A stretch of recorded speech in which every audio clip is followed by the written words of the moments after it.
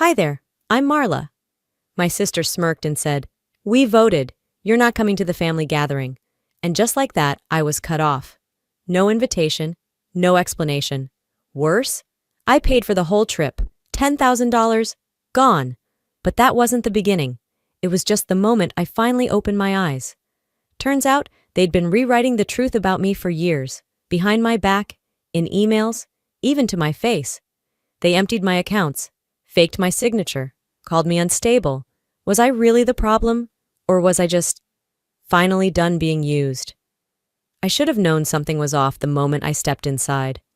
My mother's smile was too tight, my father's wine glass too full, and my sister, well, Delphine was already perched on the couch like a smug queen awaiting applause. Clyde barely looked up from his phone. No one mentioned the gift basket in my hands, or the fact I'd just driven 2 hours from Flagstaff to be there. "Sit down," Delphine said, smirking. "We need to talk." I hadn't even taken off my coat. The text in the family group chat said, "Family dinner 6 p.m. sharp." Nothing about a damn intervention. "What's going on?" I asked, setting the basket down on the coffee table. "Did someone die?" My father set his glass down a little too deliberately. "We had a vote," he said.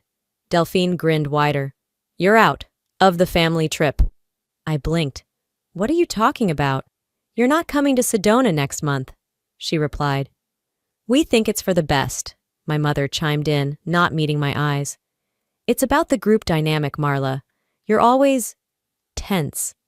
Last year, you embarrassed all of us yelling at that waitress over the tip." "They charged us double," I said, trying to stay calm. "You're welcome for noticing." "We just want peace," she said softly, like I was the one setting the place on fire. I looked around the room, the same people I'd booked flights for, paid deposits for, moved heaven and earth for. "Let me get this straight," I said slowly. "You're kicking me out of a trip I organized and paid for?" "You offered," Dad shrugged. "I didn't offer to be excluded from it." Delphine crossed her legs like she was on some fake reality court show. "You've changed. You're obsessed with boundaries, budgets, rules. It's exhausting." My laugh came out flat. "You mean I stopped letting you spend my money without limits?" She waved me off like I was being dramatic. That's when I pulled out my phone. "What are you doing?" my mom asked, her tone suddenly sharp. "Ending the party," I said, scrolling. "You'll want to check your phones in a minute." Delphine's phone buzzed, then Dad's. "What did you do?" she hissed. "I canceled the travel card. You know, the one linked to all your tickets, hotels, and that villa with the infinity pool you just had to have." "You can't do that." I looked her dead in the eye. "I just did." Clyde finally looked up, blinking like someone coming out of a fog. "But the trip's in 3 weeks." "Then you better start crowdfunding. You're all about manifesting abundance, right?" My mother's voice cracked. "Don't make this ugly, Marla." "Oh, it already is." I grabbed my keys, turned, and walked out the door. They sat there stunned, still in their designer chairs, wine glasses trembling, watching their Tuscany dream dissolve in real time. By the time I got home, the silence was deafening. Not the peaceful kind. The kind that wraps around your ribs and presses until you can't breathe right. I dropped my keys on the counter and went straight to my desk. I didn't even take off my shoes. I opened my laptop and pulled up the joint financial account I'd used for the trip. I wasn't looking to torture myself. I just needed clarity, needed to see the numbers. And there it was. A transaction I didn't recognize. $3,000 withdrawn from the college fund, the one I started for Delphine's daughter back when she was still calling me the best aunt ever. The description read, "Wellness Experience, Sedona, Arizona." I stared at the screen, my hands frozen over the keyboard. She used her own daughter's future as a luxury spa piggy bank. And she used my name to do it. I should have seen this coming, should have realized sooner. But the twisted part? That wasn't even the worst discovery of the morning. I decided to finally deal with the DMV. I'd been meaning to update my vehicle registration. I clicked through the forms, entered my VIN, and waited. Then it popped up. Co-owner, Lorraine Bittner. My mother. My throat tightened. I remembered the day she offered to help me get the car, told me she had better credit, that we'd just get it done quicker if she co-signed. I believed her. I'd been driving that car for years thinking it was mine. Turns out, she still held the keys. I closed the laptop gently, like slamming it would somehow make this worse. Then I sat there, staring at the wall, while memories started lining up like ghosts at a funeral. Every time she said, "I'm doing this for your own good." Every time she said, "You need me." Every time Delphine said, "You're too uptight," right after maxing out my card. It wasn't love.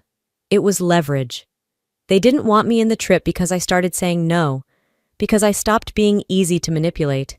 They didn't just vote me out of Sedona. They'd been voting me out of my own life for years. I didn't sleep much that weekend. My apartment was too quiet, the kind of silence that doesn't soothe. It accuses.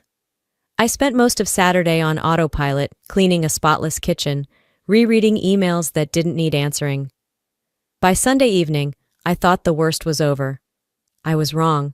The notification came just after dinner, a message from Aunt Verna. "You should see this." I clicked without thinking. It was a forwarded email, sent by my mother, to every living relative who still shared our last name. The subject line? "Regarding Marla."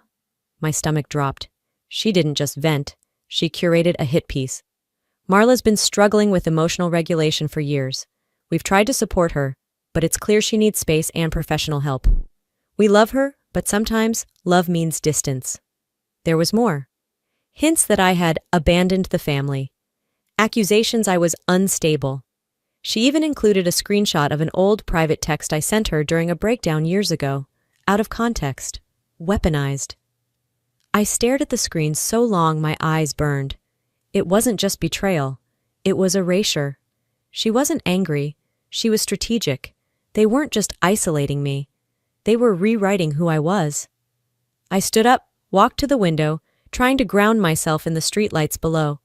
But memories I hadn't asked for started bubbling up. 15 years old, crying in my bedroom after failing a test, and Mom snapping, "You're too dramatic, no one's dying." 22, confiding in her about anxiety. And her response, "Don't embarrass the family, Marla." 31, asking for one weekend to myself and Delphine calling me selfish in front of her friends. They hadn't just painted me as unstable. They'd spent years handing out brushes and showing people how to fill in the blanks. The phone rang. It was Verna again. "I'm sorry," she said quietly. "I never believed all of it. But now, seeing that email..." I swallowed the lump rising in my throat. "You don't deserve this," she continued. "But Marla, they're not done. People like that, once they get control of the story, they won't stop. Not unless someone tells the truth louder." I looked at the laptop, still glowing. "Then it's time I start writing," I said. I didn't even have time to close my laptop before my phone buzzed again. It was the family group chat. "Dinner tonight? Family only. 7 p.m. Be on time. No names, no explanations, just that." I stared at it for a second, then checked the timestamp. Sent 2 minutes after Aunt Verna hung up. Coincidence? Not with this family. A separate text followed, this time from Clyde. "I'm going, just be prepared." Prepared for what? Another ambush disguised as pot roast? I sat in the parking lot outside their house for 5 full minutes before stepping out. My hands were steady. My thoughts weren't. I'd rehearsed boundaries in my head all the way there. I knew what I wouldn't let them do again. Or so I thought. Inside, everything was too neat, too staged. The dining table was set like a magazine spread. Delphine was already seated, glass of wine in hand, wearing that syrupy grin she saved for fake apologies. I took the only empty chair, not bothering to make small talk. The meal started quiet, surface smiles, forced laughter. Then Delphine put her fork down. "We're glad you came," she said sweetly.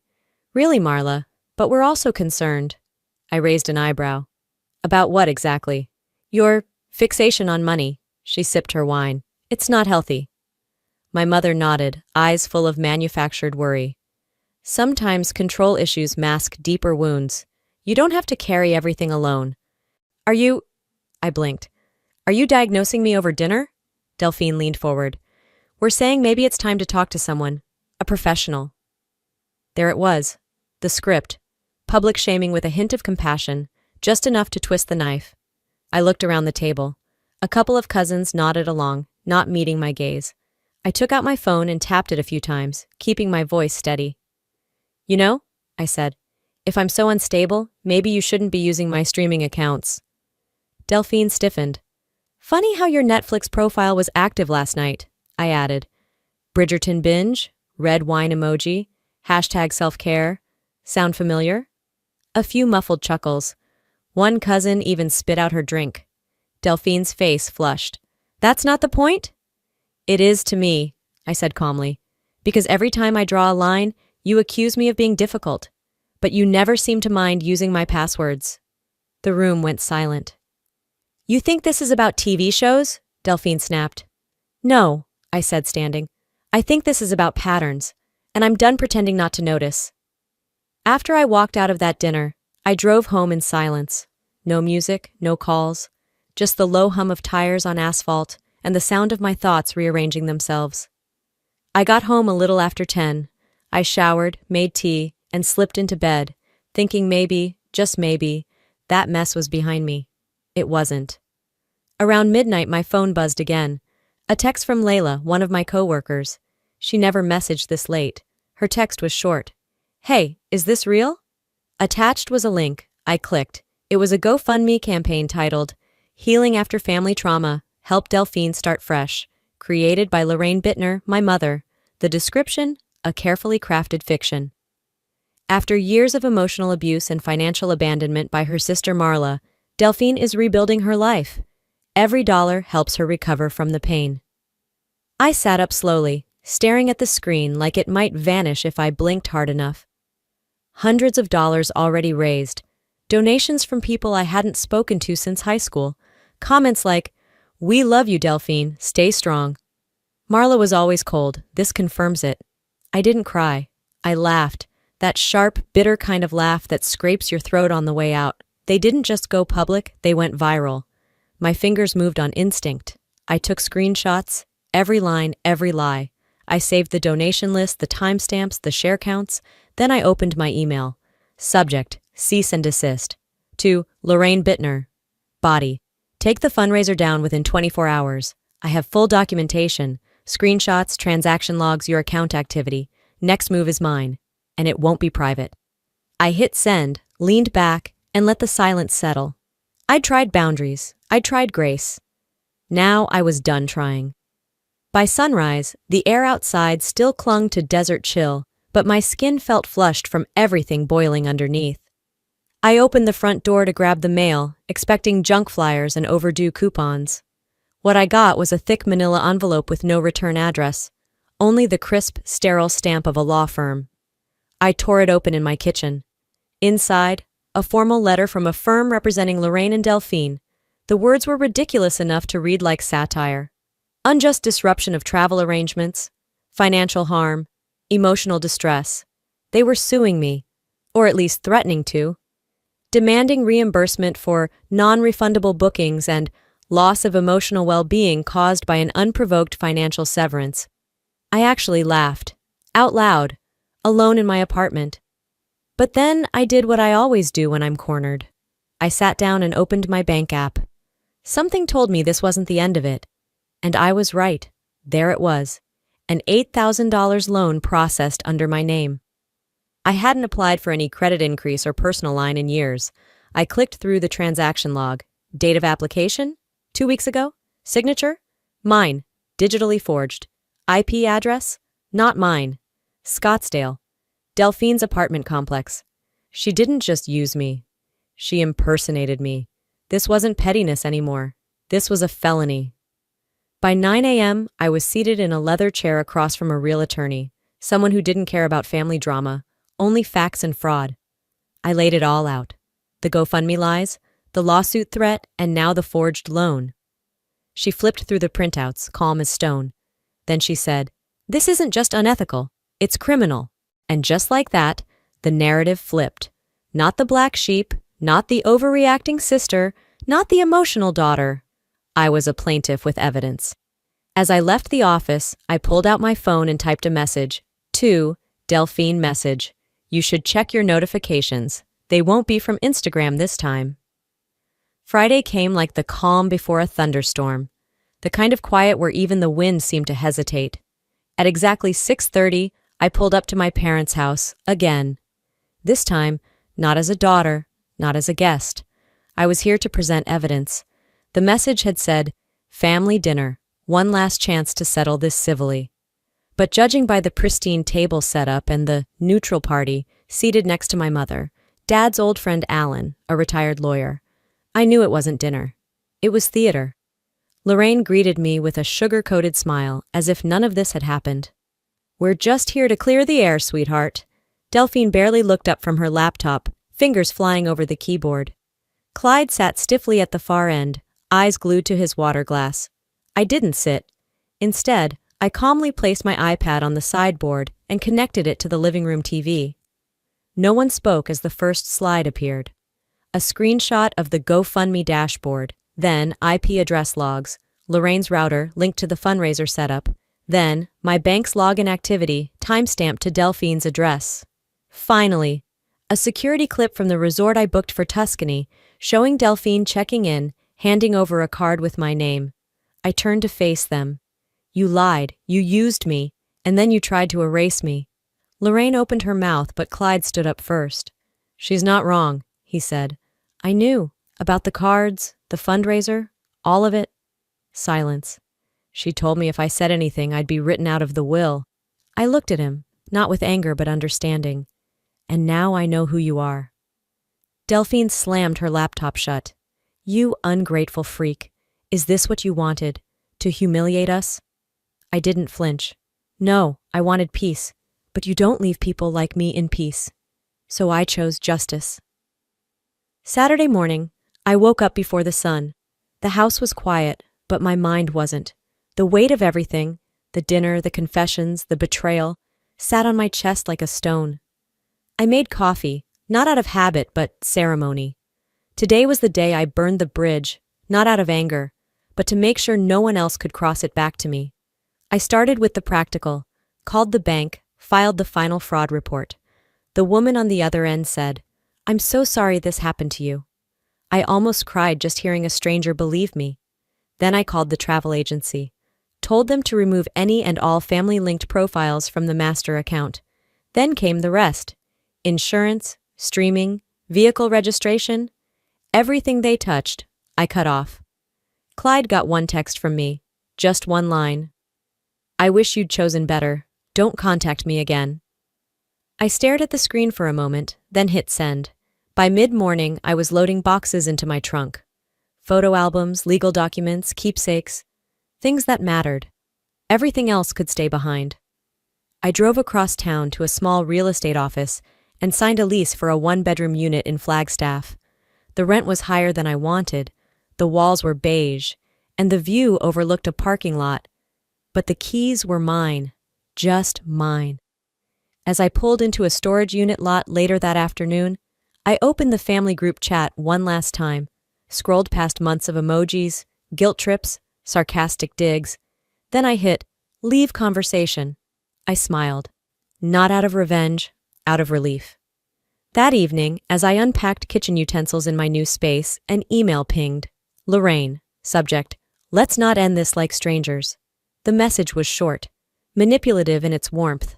"Please don't let this destroy everything. You know we love you." Attached was a scan of a personal check, $10,000. I stared at it, then printed it out, flipped it over, signed the back in bold black ink, void, and below that I wrote, "You don't buy forgiveness, you earn it." I mailed it back first thing the next morning.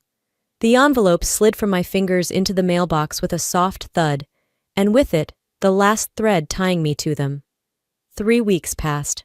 Quietly, purposefully. Each morning, sunlight stretched across the wood floors of my apartment like it belonged there. I brewed my own coffee. No family text threads, no guilt-drenched emojis, just the hiss of the kettle and the scent of something finally mine. I donated the heavy things first. The oak mirror from Mom's house, the over-embroidered quilt that somehow always smelled like someone else's control. Then the smaller ghosts followed, framed photos, greeting cards signed "Love, Mom," with conditions tucked between the lines. I wasn't angry anymore, I was clearing space. News traveled. Not through me, but through the same whispers they once used to shrink me. Delphine's brand collaboration tanked after someone tipped off the sponsor. Brian cut her off. Some said he didn't like being linked to fraud allegations. Aunts stopped attending Lorraine's brunches. One even unfollowed her on Facebook. Small things. But they stacked up like truth finally finding its footing. Clyde emailed me a week ago. It was long, remorseful, filled with confessions and regret. "You were right," he wrote. "I was afraid. I let them scare me into silence, and I hurt you for it." I didn't reply. Not out of spite. I just didn't owe him a reply. Last Thursday, I stopped by a local bookstore cafe to grab a journal. As I waited for my order, a woman approached me. A baby balanced on her hip. "Excuse me," she said. "Are you Marla Shipman?" I nodded, uncertain. "My sister. You helped her once, years ago, with rent. She told me about you, about what you've done lately. She said you taught her what boundaries look like." The baby giggled. I smiled back, throat tight. I walked home with the journal unopened. That night I sat on my couch, wrote my name on the first page, and took a deep breath. I wasn't their ATM. I wasn't their scapegoat. I wasn't their secret. I was free. And if you're still here with me, listening, thank you. I didn't tell this story for pity. I told it because someone out there needs to hear it. Maybe you've spent years carrying the weight of keeping the peace. Maybe you've mistaken silence for strength. I did too. But here's what I've learned. Boundaries aren't walls. They're doors you choose to close when what's on the other side keeps setting your life on fire. You don't owe anyone access to your peace just because they share your last name. Family isn't about blood. It's about respect, choice, and truth. And healing? It doesn't always come with hugs and reconciliation. Sometimes it looks like a one-bedroom apartment, a full cup of coffee, and the courage to say, no more. Now I'd love to hear from you. Have you ever had to walk away from people who were supposed to love you? Do you believe family ties should always be honored, no matter what? Or do you believe in starting your own rules of family? Let me know in the comments. If this video spoke to you, if it hit something real, drop a 1 in the comments, or tell me where you're watching from. And hey, if you didn't like this story, I still want to hear from you. Let me know why, and tell me where in the world you found this video. And if you want to hear more stories that go beyond the surface, ones that hit the heart, challenge your thinking, and maybe even change your life, don't forget to hit that subscribe button. Hello, my name is Sam. Last year, my sister smashed my piano with a hammer, right in front of our mother. And do you know what my mom said? She's just jealous. Like that made it okay. But this wasn't about music. This wasn't even about the piano. This was about silence, how I carried the weight of this family, paid the bills, stayed quiet, made peace, and still got erased from the will. They say every family has secrets, but what if yours made you disappear without ever raising their voice? Would you still call it family? Or would you finally say something? I hadn't stepped into my mother's house in nearly 6 months, but the scent hit me like no time had passed. Rosemary, lemon cleaner, and something faintly metallic, like old pipes under the sink. It was late afternoon, still bright enough for the windows to flood the living room with soft sunlight. The house looked the same, curated, quiet, held together by a forced sense of order. But I wasn't here for nostalgia. I was here to give something back, something I thought might mean something. The piano had arrived that morning, delivered to the back entrance so Isolde wouldn't see it. I'd spent the last 8 months teaching back-to-back piano lessons, cutting out dinners, and delaying my own rent just to afford it. A matte black upright, not extravagant, but beautiful. It was the kind of gift I would have died to receive when I was 10. Back then, no one thought I needed music. Today, I wasn't giving it to myself. It was my mother's birthday. 63. There were plastic table covers, a mediocre chocolate cake from a local grocery store, and Vera's best teacups stacked on the counter. The crowd was small, just close family and 2 neighbors she liked to gossip with. I walked through the front door, holding a smile that didn't belong to me anymore. Lilith, Isolde's daughter, came running to hug me. Her 7-year-old arms wrapped tight around my waist, and I kissed the top of her curly hair. "Did you bring the surprise?" she whispered. I smiled for real then. "It's already here." I asked everyone to step into the living room. My hands were steady as I reached down to peel the sheet off the piano. It stood proud in the corner, near the window where the sunlight caught the keys like glass. "Happy birthday, Mom," I said. "I wanted the house to have music again." Lilith clapped like she was watching a Disney movie. One of the neighbors said, "How lovely."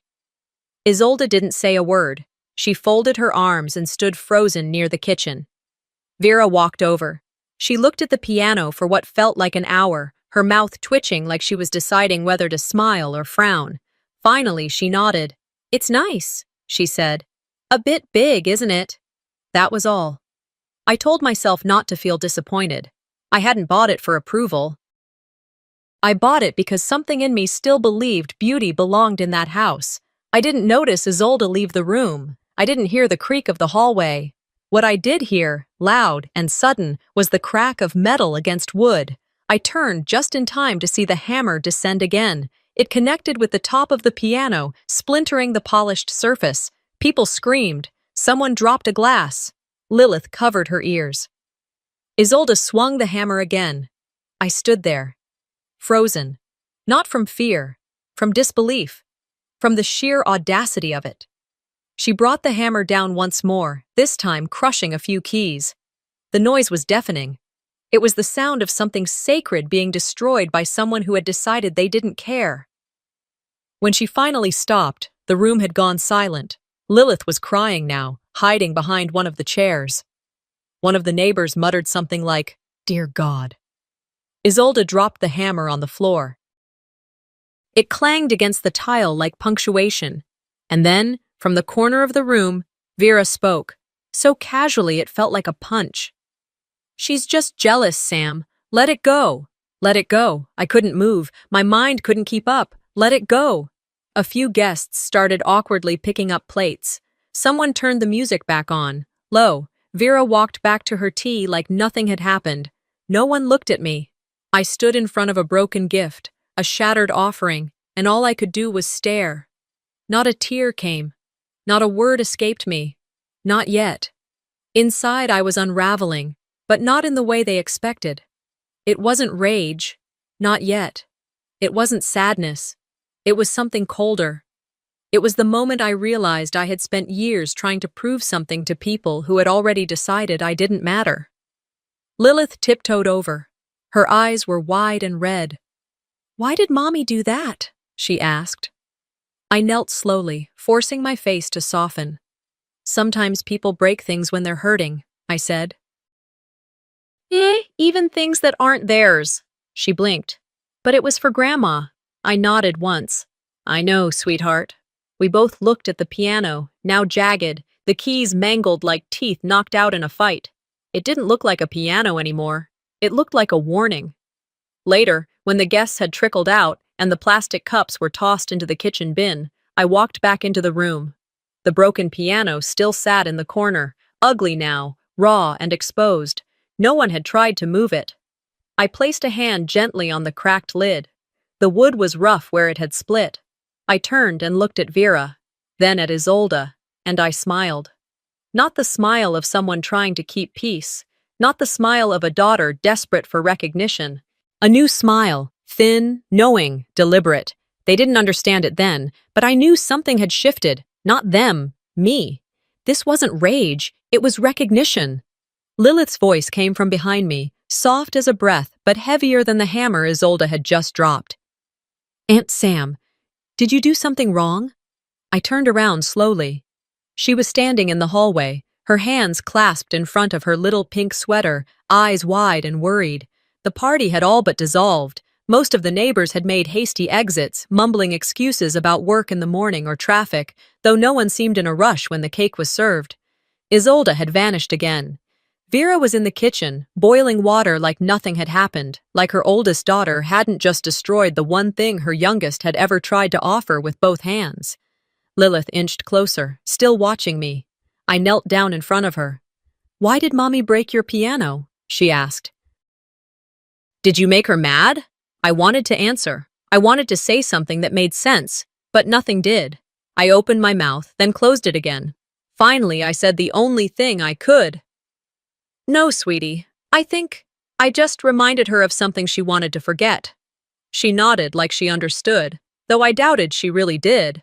Still, she walked over to the mangled piano and stared at it, head tilted. A long silence filled the room between us, broken only by the gentle whistle of the kettle from the kitchen. The party had ended long before the guests left, but now the house felt like it had exhaled for the first time.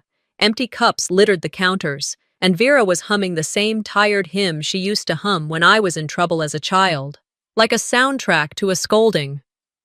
I watched her from the edge of the hallway, half hidden. She moved with her usual purpose, pouring hot water into her floral china, adding 2 sugars, a splash of milk. Then she carried it to the front room and sat on the couch, directly across from the wreckage. She didn't say a word, just sipped her tea and stared at what used to be a piano. I didn't join her. Instead, I walked slowly back to the guest bedroom, the one she always kept neat, always with towels folded perfectly, but rarely used unless a cousin from out of state dropped in. I closed the door behind me and leaned against it, the doorknob pressing into my spine like a final warning. I stood there for a moment, breathing in the sterile scent of linen spray and silence. Then, like a slow slide backward into an old bruise, a memory took hold. Marcus, his face in the doorway of my old apartment, 7 years ago. He was holding a box full of books, his keys on the edge of the table, eyes full of something between pity and exhaustion. Your family doesn't see you, Sam. And worse, you're okay with it. I'd stood there, arms crossed, unwilling to admit he was right. I hadn't said a word in defense of them, or of myself. I'd just watched him leave, watched the door close, watched my reflection disappear in the glass. I never called him again. I sat down on the edge of the bed now and let that moment wash over me, not as regret, but as confirmation. This, tonight, was proof I had never left that dynamic. I had only distanced myself physically, but inside I'd been playing the same notes over and over, hoping one day the song would change. I stood up and walked slowly back into the hallway. The lights were dimmed now. The house felt like it was holding its breath again. I passed the staircase where we used to take Christmas photos, Isolde front and center, always smiling like she'd earned it. Me, somewhere off to the side, blinking too fast. In the dining room, the photo wall hadn't changed. My sister's graduation picture, centered, her wedding, her with Lilith, Vera and Isolde at the beach. I scanned the frames, looking for mine. One small image, half obscured by glare and angle, me at age 10. The corner of the frame cracked. Lilith's drawings were still on the fridge, colorful, messy, loud with life. There wasn't a single piece of art from my childhood on display, not even one of those crayon stick figures that every kid brings home. Maybe they never made it to the fridge. Maybe they went straight into the trash. Back in the guest room, I shut the door again. I didn't bother with the light. I sat down on the bed and let the darkness crawl in around me. I didn't cry. There were no tears left for this house, just weight, the kind that lives in your bones, in your breath, in your heartbeat. I never left this house, I whispered. I just changed the locks in my head. I lay back on the mattress, still dressed, shoes half hanging off the edge. The ceiling was the same one I stared at as a teenager, wondering what it would be like to live a life where I didn't have to ask permission to be noticed. A soft knock came at the door. I didn't answer. Sam? It was Vera's voice.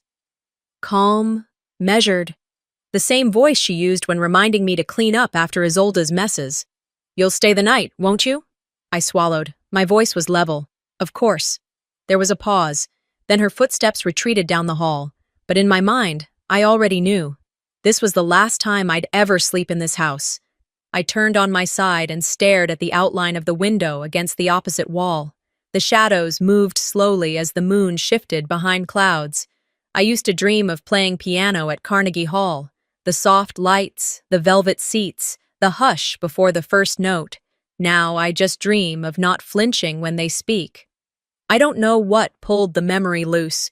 Maybe it was the weight of that broken piano still echoing in my chest, or maybe it was the sound of my own breathing as I sat alone in the car, engine off, headlights casting long shadows across Vera's driveway. But it came back to me in pieces, like old song lyrics you don't know you remember until they fall out of your mouth. I was 11, the summer I learned what it meant to want something no one else thought you deserved. We didn't have much growing up. Isolde got the good shoes, the summer camps, the speech classes. I got what was left, hand-me-downs and maybe next times. But that summer, I'd saved every spare dollar from skipped school lunches. While Isolde bragged about theater camp and new clothes, I was hiding crumpled bills under my mattress. There was a yard sale down the road, old furniture, dusty lamps, a rusted grill, and there, off to the side, a worn-down electric organ. Beige plastic, cracked keys, one leg held together with duct tape. It was ugly. It was perfect. $50, the woman said. I didn't even haggle. I paid in ones and fives, handed over like treasure. I dragged it home myself, 3 blocks in the heat, sweating through a too-big t-shirt. Vera didn't say much when she saw it, just shook her head and said, "Hope you're not bringing that into the house." So I put it in the garage, and every day, while no one was watching, I played. I didn't know what I was doing, just notes, scattered sounds, but it was mine, a sound that belonged to me. I didn't need anyone's approval. Not then. 3 weeks later, I came home from school, and it was gone. Donated it to the church, Vera said. That thing was falling apart anyway. Made too much noise. I remember standing in the doorway of the garage, staring at the empty space like someone had died there. That was the first time I learned joy was negotiable. When I opened my eyes in the present, the sky had gone a deeper shade of black. The house behind me was dark now. I hadn't moved. My fingers were curled around the steering wheel, though I hadn't driven anywhere. The silence outside wasn't peaceful. It was the kind that pressed against your chest, daring you to speak. I finally got out of the car, stretching limbs that had gone stiff, and stepped back onto the porch. The swing creaked when I sat. I didn't cry. Couldn't. There was something hollower than sadness sitting in my chest now. The porch light buzzed faintly overhead, casting a pale glow over the yard. That's when I reached into my bag and pulled out my phone. Just muscle memory, really. Checking for something. Anything. What I found instead was a bank alert. I blinked. The text came in less than an hour ago. Alert. Withdrawal of $1,500 from shared account. 5:42 p.m. East. I stared at it for a long moment, my breath catching somewhere in the back of my throat. I scrolled down. The account Vera used for emergencies, the one I'd been depositing into monthly, labeled Mom Care. I opened the banking app, checked the recent activity. My fingers were cold, even in the summer heat. Along with the withdrawal was a transfer, $400 to Balloons Decor LLC and $650 to Music Emporium. I didn't need to guess. A few minutes later, as if the universe wanted to twist the knife deeper, I got a message from my cousin Lisa. Hey. Didn't know you were funding Isolde's birthday bash. That setup was wild. Did you pick the pink lights or was that all her? Anyway, just wanted to say thanks. She looked really happy. I didn't respond. My hand lowered the phone onto my lap like it suddenly weighed 10 pounds. They didn't just erase me. They made her me. I sat in that swing as the wind picked up slightly, rustling the leaves on the old sycamore tree at the edge of the yard. I could hear the faint chirp of a neighbor's television through an open window. I could feel the heat from the porch light warming the side of my face. Still, I didn't move. Eventually, I stood and walked back inside. The house was still. Vera had gone to bed, or at least shut herself behind her bedroom door. I passed the piano, my piano, still sitting like a corpse in the living room, and I walked straight to the guest room, shut the door, and opened my laptop. The screen lit my face in the dim room. My inbox blinked with a confirmation email from the piano company. Subject line, order confirmation, upright model L300, gift note included. I clicked it. There it was, message to recipient, for the woman who never got to play for herself. I stared at that line for a long time. I don't know if I meant Vera or if I'd always meant me. I closed the laptop. I didn't sleep that night. I sat on the edge of the bed until the window began to gray with early light. Then I stood up, picked up my bag, and walked out to the car. I didn't go back inside. I didn't check in with Vera or Isolde. Didn't leave a note. I sat in the driver's seat again, phone in hand. Not crying, not driving, just existing. In that weird limbo between action and surrender. There's something that happens when you realize you could disappear and no one would ask where you went. I leaned my head back against the seat and stared at the ceiling. You ever sit in a car knowing you could drive away from everything? And realizing you won't even be missed? That's when the message came in. A reminder that I was still useful, as long as I stayed silent. The ping echoed in the silence of my car like a dropped coin in an empty well. I looked down. It was from Isolde. FYI, Mom's got a hospital bill due this week. Hope you can help, as always. I'm tight right now. No greeting, no apology, no mention of the piano. Just a cold, dry reminder of the role I was expected to keep playing. Caretaker, financial fallback, ghost with a checkbook. I stared at the message, my thumb hovering over the screen. For a brief second, I considered typing something sharp, something that would burn. But I didn't. I just locked the screen and set the phone face down on the passenger seat. By late morning, I was back inside the house. The atmosphere hadn't changed much. Vera was tidying up in the kitchen, her movements too casual to be anything but practiced. She didn't look up when I entered. The piano, or what was left of it, still sat there in the corner like a crime scene no one had bothered to tape off. The keys, half bent and splintered, glinted in the sunlight like broken teeth. I walked past it, slow and deliberate, and sat at the dining table. I pulled out my laptop, opened it without rush, and began to move through the tabs like I was sorting through old paperwork. Auto payments, linked accounts, scheduled transfers. All of it neatly lined up in rows. With a few clicks, I started dismantling them one by one. My name was on every bill, every grocery tab, even the gas for the house, though I hadn't lived there in over a decade. I'd let it happen, piece by piece, because it was easier to pay than to argue. Not anymore. I removed my card from the system, changed the password to the family utility logins, and forwarded the final notices to Vera's email with a short note. Going forward, these are your responsibilities. Love, Sam. I sat back, staring at the screen for a few seconds longer than I needed to. My chest didn't feel lighter, but it felt clear. Later that day, the house settled into its usual late-afternoon hush. I passed through the hallway to the den, where Vera was speaking softly on the phone. She didn't hear me approach. I don't know how she expects us to stay afloat, she was saying. Isolde's been the glue, you know? Always holding this house together, always showing up. I paused in the doorway. She's strong, Vera continued. She might not have money, but she has heart. Sam's just different. She was always more sensitive. That word, sensitive, that cursed umbrella term they always use to explain away my distance, my silence, my need for space. I stepped into the room. The floorboard creaked. Vera turned, startled. Her hand covered the receiver like she'd been caught with her mouth full. I didn't wait for her to explain. I looked her square in the eye and said, "You ever wonder how glue feels when it's left to dry and crack?" She opened her mouth, but I was already walking away. In the kitchen, I stood by the counter for a moment, fingers trailing along the edge of the sink. I could hear her hang up the call in the other room. She appeared a moment later. "I was just talking to—" "I heard everything," I said, not turning around. There was a pause. "I didn't mean it like that," she said finally. "You know how people talk." "Yeah," I said, turning now. "They talk, but what they say still matters." She folded her arms, a defensive reflex I'd seen all my life. "What do you want from me, Sam?"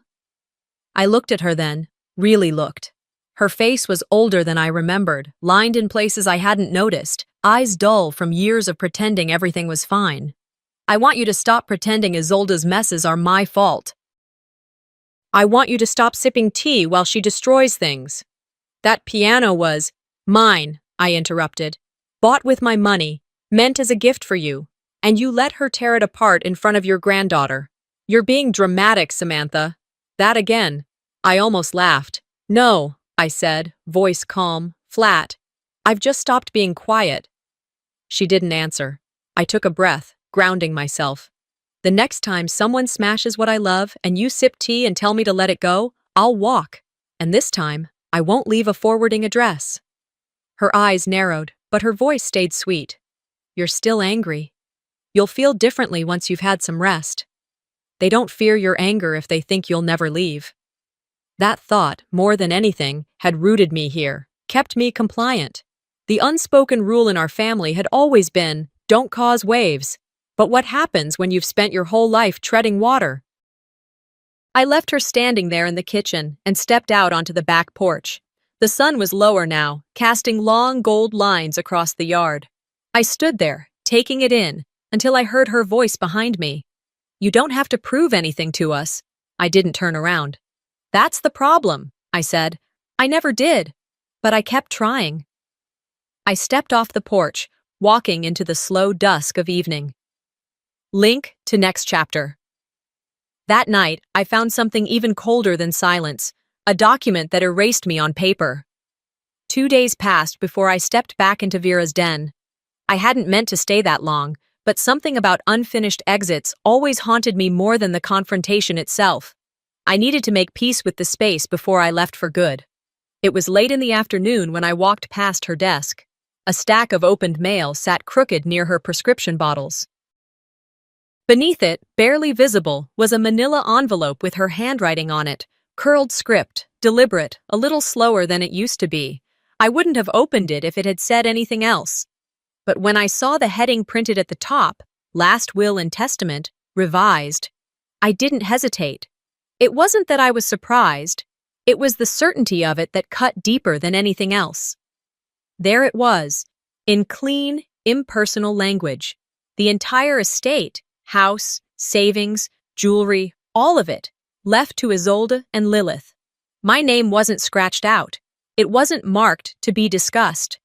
It simply wasn't there, not even a footnote, just erased. I held the paper in my hands longer than I should have, reading and rereading it as if a second pass might reveal a line I'd missed, some justification, some line about shared responsibility or emotional distance. But there was nothing. And in that moment, something quiet inside me settled, not pain, not bitterness, just understanding. I folded the document back the way I found it and slid it under the pile, like I had never touched it. By the time dinner hour rolled around, I was sitting on the front porch, phone in one hand, the other wrapped around a glass of water that had long since lost its chill. Vera was in the kitchen, humming again, the same tune she always turned to when the room got too quiet with questions she didn't want to answer. I sent one message to the family lawyer I had worked with years ago when I helped my mother refinance her mortgage. I need to revoke co-ownership of the Richmond property, effective immediately. Paperwork initiated by me. Let's proceed quietly. No call, no explanation. If they could erase me on paper, I'd return the favor, in ink. That night, I checked my email out of habit more than intention. Most of it was junk, newsletters I never read, receipts from things I barely remembered buying. But one message stood out. Subject line, you never needed permission. It was from Mr. Givens, my high school music teacher. A name I hadn't heard in years. He had attached a letter. No preface, no intro. Just one line in the body of the email. I found this while cleaning my old files. I thought it might finally belong to you. The attachment opened slowly. It was a scanned copy of a letter he had written on my behalf, dated 10 years ago. A recommendation for a music conservatory I never applied to. He had written about my discipline, my emotional nuance, my raw ability. Words like gifted, unconventional, and resilient jumped out from the screen. I never knew he had done it. I never asked for it. I never dared to believe someone saw me that way. I stared at the screen, my chest tightening in a way that wasn't pain, but something more vulnerable, like rediscovering a piece of yourself long buried under other people's narratives. Maybe I hadn't been invisible. Maybe I'd just been drowned out. Later that night, I stood in the hallway outside the bedroom I grew up in. The walls were the same faded yellow. The photo frames hadn't changed. Isolde's wedding, Isolde's degree, Isolde in various stages of celebration. My high school diploma was still there too, but shoved to the side, barely hanging straight. I took it down, turned it over in my hands, and peeled off the cracked frame. I rolled up the paper and tucked it into my bag. Nothing else was mine anymore. I didn't take the family photos. I didn't take the jewelry box my grandmother left in the back closet. I didn't even take the piano lesson books I'd once begged to keep. Only what was mine, only what I had earned without needing to ask for approval. I folded my clothes with care, not because anyone would inspect them, but because leaving in order mattered to me. I zipped the suitcase shut just after midnight. As I turned to leave, I noticed Vera's robe still hanging by the door. It swayed slightly, as if the air had caught it just so. For a split second, I thought about waking her, about asking her why, about demanding an answer she'd likely spin into a sermon about duty and responsibility, but I didn't. Instead, I walked down the stairs slowly, each step an exhale. The living room light had been left on. The broken piano still stood in the corner, unmoved, untouched. Its silence now was different, not tragic, not pitiful, just honest. Before I left the house, I pulled a cardboard box from the closet, one I'd packed the day after the party. Inside were the keys that hadn't been broken, the pedal sheared off in the last swing, a few chips of paint that had fallen like shrapnel. I sealed the box with tape, careful to press the edges down flat. There was no note, no address from me, only her name, Isolde, written in block letters with a Sharpie. Before I left, I placed it by the front door. No signature required. The next morning, I waited. I didn't hover over my phone. I didn't refresh the tracking page like I used to with packages I actually cared about. This time, I already knew what was coming. They signed for it at 10:43 a.m. According to the email confirmation from the delivery company, the box was handed off to a V. Lorraine, Vera, fitting. Let the woman who turned her face away from the damage receive the pieces I never asked to have shattered. I didn't leave the house, didn't check the mailbox or open the blinds. I made coffee, sat at the kitchen table, waited for the silence to break. At 11:17, my phone rang. Isolde's name blinked on the screen. I let it go to voicemail. 2 minutes later, a text lit up. Isolde, are you out of your mind? A beat passed, then another. Isolde, sending that junk to my apartment? What's wrong with you? I didn't respond. Then came Vera's message. Vera, this was unnecessary, Sam. You're being cruel. I stared at her words for a while. Then I typed slowly, deliberately. Me. You raised me to take hits in silence. This is me speaking. I hit send and closed the thread for good. That was the first moment I felt something like air moving in my chest. Not quite peace, but something close to it. I could breathe again, even if the breath came heavy. At 12:32 p.m., the final text came in.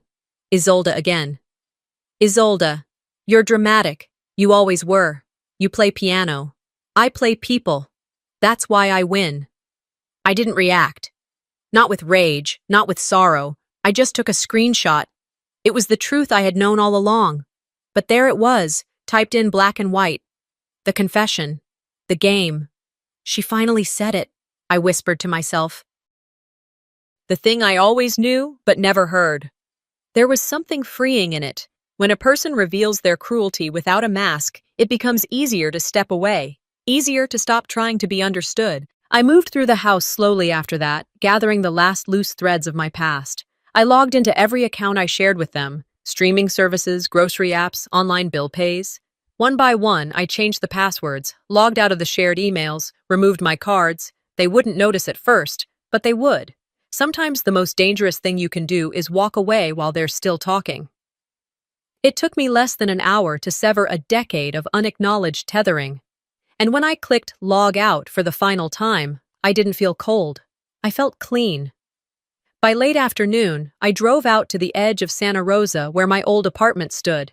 I hadn't been there since I'd moved closer to work. But the building looked the same. Stucco walls, iron railings, a rusting gate that had never locked right. The landlord had turned it over to new tenants now, but the place was empty today. The unit next to mine had a for rent sign, and the manager gave me 5 minutes to peek inside when I told her I used to live there. The carpet had changed, the walls were freshly painted, but when I stepped into that space, the air remembered me. I walked to the window, touched the corner where my desk used to be. The air still smelled of eucalyptus and printer ink. "This is the last place I tried to shrink myself," I whispered. And I meant it. I had bent myself into silence in that apartment, poured my energy into being unnoticeable, agreeable, non-threatening.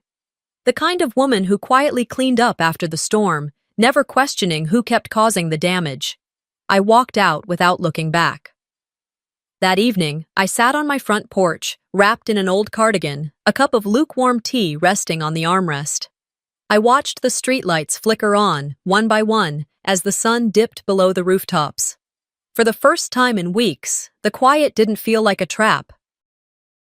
It felt earned. At 9:06 p.m., my phone buzzed with a notification. Motion detected. Front porch camera. I opened the app. The camera feed loaded slowly, grainy at first, then sharper. And there she was, Isolde, standing at the bottom of my steps. Her arms crossed, her face unreadable. She wasn't holding anything, wasn't pacing, just watching. She didn't ring the bell. She didn't knock. She just stared at the door like she expected it to open on its own, like I owed her that much. But I didn't move. I didn't open the door. She stood there for a full minute before turning away. The camera caught the shift in her expression, something like disbelief, like the rules had changed and no one had bothered to inform her. The rules had changed, and I'd rewritten them. Alone. In my own house. In my own silence. When I finally opened the door. When I finally opened the front door that morning, the air felt off. Not exactly cold, not yet, but thinner somehow. Like a room that had just been emptied, like a breath held just before a storm lets loose. I stood there a moment, barefoot on the welcome mat, sensing a change that had already begun without my permission. The street outside was still, the sky muted in pale shades of gray-blue. No sound but the soft chirp of a bird too stubborn to leave for winter. The world hadn't broken open yet, but something told me it had cracked during the night. Isolde was gone. She hadn't said goodbye. She rarely did. Her car was no longer in the driveway, her coffee cup gone from the counter. She had left before the sun fully rose, and before I had a chance to look her in the eye again. But my phone, it told a very different story. Still in pajamas, the house quiet as breath, the kettle not yet hissing, I stared at the lock screen. 32 missed messages, 4 voicemails, 2 emails marked urgent, and 1 single notification that made my stomach drop like a stone in a well. The group chat. The one Vera insisted on keeping alive, even when everything in it had long since rotted. Lorraine family, extended branches. I clicked it, and there it was, front and center, already seen by everyone and their mother, a video. My video. The footage from the porch camera, uploaded in silence the night before. No comment, no warning, just raw, undeniable proof. It played automatically. Isolde, in full frame, hammer in hand, one swing, then another, the cracking of wood and wire, brittle as bones. My piano, the one passed down from my grandmother, splintered beneath the violence. The last note it ever played was the sound of its own undoing. And me? I was there too, motionless in the background, watching. Vera sat on the couch behind her, stirring tea like nothing was happening. Like nothing had ever happened. Like destruction was a type of ritual best ignored. Beneath the video, I had typed only this. For the record, that piano was mine. And so was the silence you demanded. By mid-morning, the clip had done its rounds. It had been shared, saved, commented on, dissected, and passed around like a scandalous secret in a church newsletter. Emojis trickled in from distant cousins, wide eyes, broken hearts, that cursed thinking face. Some said nothing at all, but others, the ones I hadn't heard from in years, the ones who had long since filed me under quiet, harmless, forgettable, they started surfacing. I always felt something was off. We never got your side before. This explains so much. I didn't reply, not because I couldn't, but because I no longer needed to.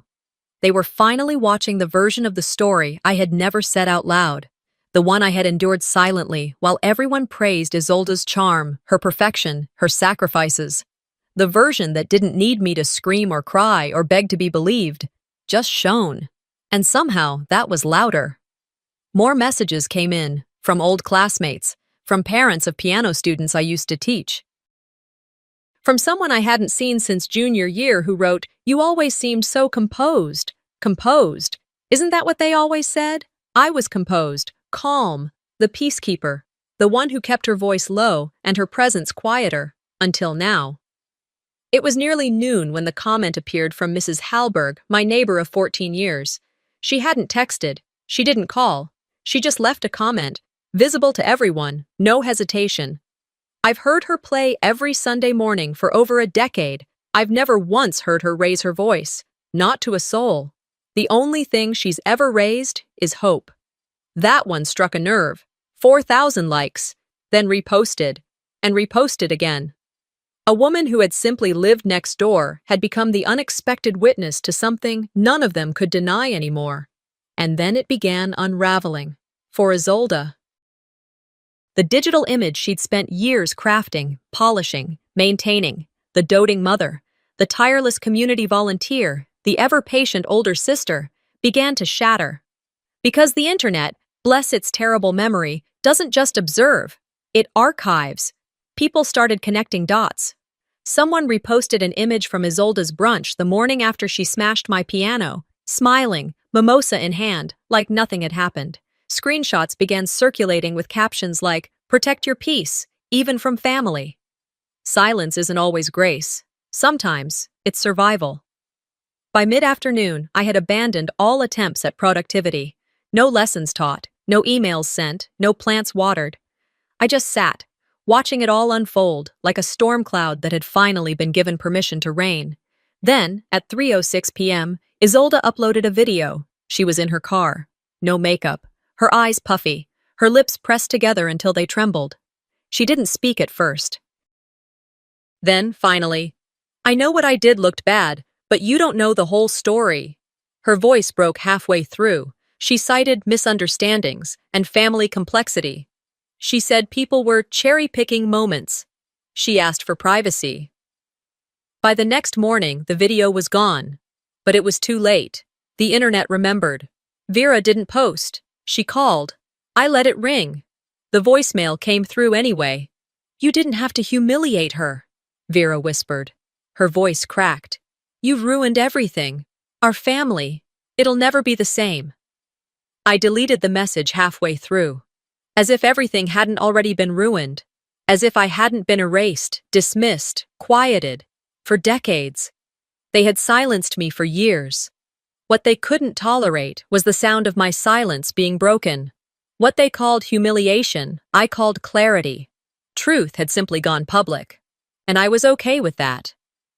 By dusk, the world had shifted again. The sky turned gold, tinged with pink at the edges like a blush after a confession. I sat on the back porch, curled in the old wooden chair with chipped paint, feet tucked beneath me. My tea was cold. I watched the birds flit across the yard, darting between fences and hedges, unaware of everything that had changed. That's when the bank notification came in. A sharp vibration in my lap, a single line. Account. Blythe shared essentials. Status. Overdrawn. I clicked, expecting another text from Vera. Another plea. Another wound disguised as reconciliation. Instead, it was a transaction. A hospital bill. Filed under Vera's name. No warning, no discussion, no request. For the first time in a long time, I felt something shift again, but not outside. Inside. They were paying. For their own damage. The hospital call didn't come from Vera or Isolde. It came from my cousin Brenda, the only one in the family who ever treated me like I had my own voice. She kept her tone neutral, but I could hear the urgency wrapped in her careful phrasing. "Aunt Vera had an episode," she said. "Stress-induced. They admitted her yesterday." I thanked her for letting me know. She didn't ask if I'd be coming. I didn't ask how Vera was doing. Instead, I hung up the phone, set it face down on the coffee table, and stared at the ceiling. There was no guilt crawling up the back of my throat. No immediate impulse to pack a bag or hop in the car. This time, I didn't move. I didn't light a candle or pace the room. I didn't call anyone to talk it through. I just breathed. Every family has a power source. The person who keeps things stitched together even when they're fraying. The one who smooths over silences and shows up when no one else does. I was theirs, and now they were unplugged. Later that morning, I took a walk around the lake near my apartment. Ducks floated in lazy formation, and kids tossed breadcrumbs from the pier. I passed joggers, older couples, a woman pushing a stroller while talking into a headset. No one looked my way, and for once, I didn't feel invisible. I felt free. The sun cut through the trees in slanted lines, and the air smelled faintly of eucalyptus and fresh water. My lungs filled with it. No static, no waiting for a call dread, no guilt, no weight, just breath. I sat on a bench under a cypress tree and watched a boy skip rocks across the water's surface. His mother clapped when he made it past 3 skips. Her laugh echoed lightly across the lake. There were families that didn't run on silence. I just hadn't been born into one. That afternoon, I printed the music I'd composed the week after the piano was smashed, my own piece. A mournful waltz that opened in a minor key, stayed low to the ground, and slowly climbed until the final chord struck out like it had somewhere to go. I'd named it Threshold. The audition for the Composer-in-Residence program at the Berkeley Arts Collective had been booked long before Vera got sick. I almost canceled. But something in me, call it instinct, call it preservation, knew I needed to play that piece. Berkeley was 2 hours away. The drive felt shorter. Maybe because I didn't play any music in the car, maybe because the silence this time belonged to me. The audition hall was modest, no grand marble pillars or velvet-lined seats, just a wooden floor, a baby grand in the center, and 5 people sitting behind a folding table. They didn't introduce themselves. They didn't need to. "Whenever you're ready," one of them said. I nodded, sat down, placed my fingers on the keys. And for the first time in a long time, I played something that didn't belong to anyone else's expectations. Not my mother's, not my sister's, not even the ghost of my childhood self. Just mine. The notes came slow at first, hesitant, like steps on ice, but then they settled. The middle section swelled, rising with quiet defiance. By the final phrase, my hands landed hard. Deliberate, no flourish, just a note that held and held and held. I let the sound ring until it faded into nothing. They didn't clap right away. That's how I knew it landed. Later, as I packed my music back into its folder, one of the panelists stood and approached. "That was something else," she said softly. "You've lived this, haven't you?" I nodded. Every note.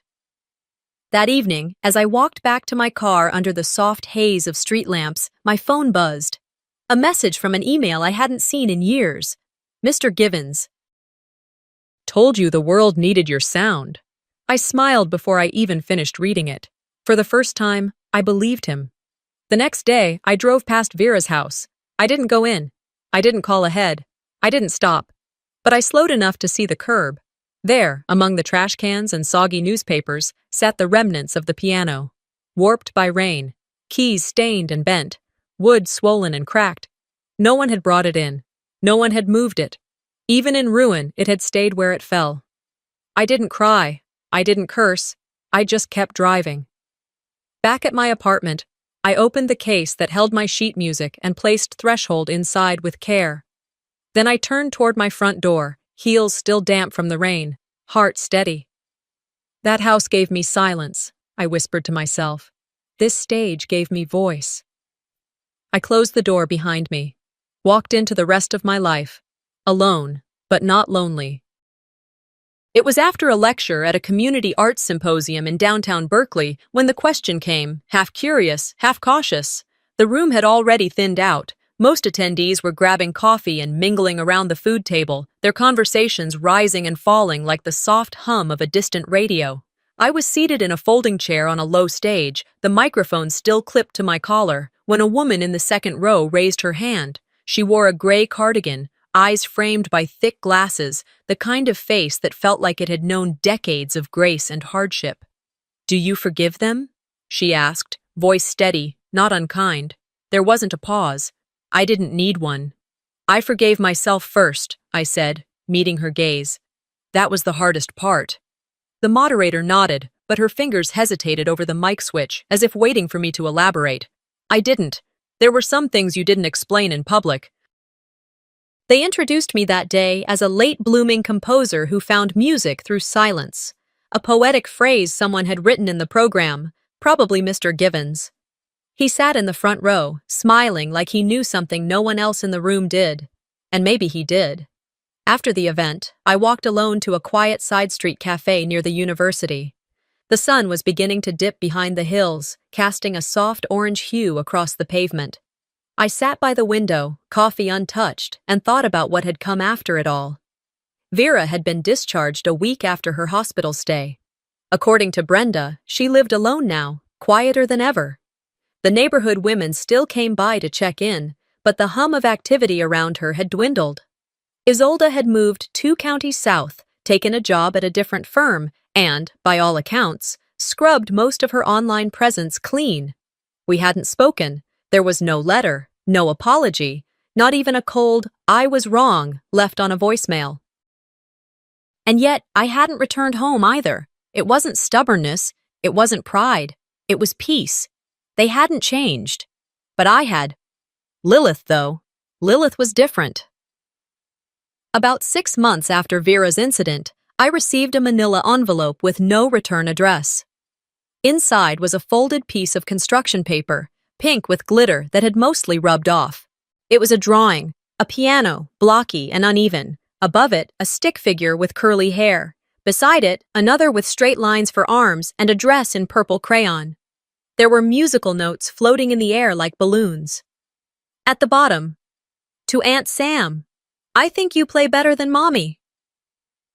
I sat on the couch for a long time with that drawing in my lap, unsure whether to laugh or cry. In the end, I did a little of both. There was no return address, but it didn't need one. Some things find their way. I never went back to Richmond, never stood on that porch again or drove past the church where Vera volunteered. That chapter wasn't unfinished. It was just closed with the kind of quiet that feels final. There was no grand confrontation, no dramatic family reunion or teary reckoning. They became background noise, static that I could lower and eventually turn off. But the music stayed. I'd started performing more in Berkeley, small venues, recital halls, a few online streams.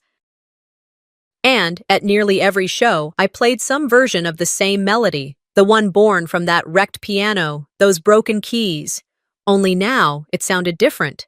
It had morphed into something layered, textured. There were still notes of sorrow in it, but they no longer led the piece. They lingered underneath, like roots under soil. I played it once during a summer night concert, outdoors beneath hanging lights. The breeze rustled sheet music, and the audience leaned in, listening not just to the notes, but to the spaces between them. The pain was still there, but now it belonged to the music, not to me. Back home, I framed Lilith's drawing and placed it on the wall above my piano. Below the frame, I added a small engraved plaque with 3 words, "Play without apology." That became my reminder. Not because I needed validation anymore, but because every time I touched those keys, I wanted to remember how far I'd come. Forgiveness wasn't loud. It didn't come in declarations or ceremonies, it came slowly. In the way I no longer flinched at old voicemails, in the way I stopped checking their profiles, in the way my hands stopped shaking when I played. One night, after a long session composing for a new piece, I sat in the darkened room with only the glow of my desk lamp. I whispered to myself, not every note will be perfect. Not every silence means peace. But this life, this stage, I earned it. I closed the piano lid gently, not as an ending, just an intermission. And then I walked into the kitchen, made myself a cup of tea, and sat by the window to watch the quiet night unfold, not as someone waiting for the next storm, but as someone finally content to just listen to the stillness. Not every silence is peace, and not every family is home. Sometimes walking away isn't weakness, it's clarity. It's choosing your own voice over generations of quiet suffering. What would you have done if it were your piano? Your legacy? Let me know in the comments. And if this story spoke to something you've lived, don't forget to subscribe, because more real, raw stories like this are coming your way.